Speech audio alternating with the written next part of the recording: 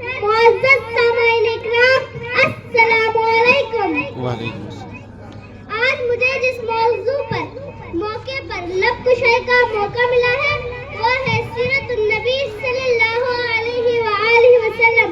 میں آج سیرت النبی صلی اللہ علیہ وآلہ وسلم میں ایک بہت ہی اہم پہلو اخوت اور بھائی چارے کے متعلق گفتگو کروں گی۔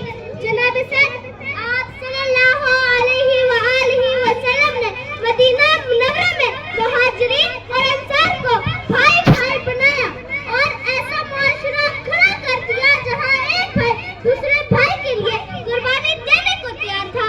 یہ دنیا کی تاریخ میں وہ انقلاب تھا جس نے انسانوں کو ایک خاندان بنا دیا۔ جناب صاحب، آج اگر ہمارے گھروں میں اختلاف ہے، محلے میں لڑائیاں، سیاست میں نفرت، یہاں تک دوست دوسرے دوست کے ساتھ، بھائی بھائی کے ساتھ حسد کرنے لگے ہیں، ہمارے پیارے آقا حضور صلی اللہ علیہ وآلہ وسلم نے ارشاد فرمایا، مسلمان وہ ہے جس کی زبان اور ہاتھ سے دوسرا مسلمان محفوظ رہے۔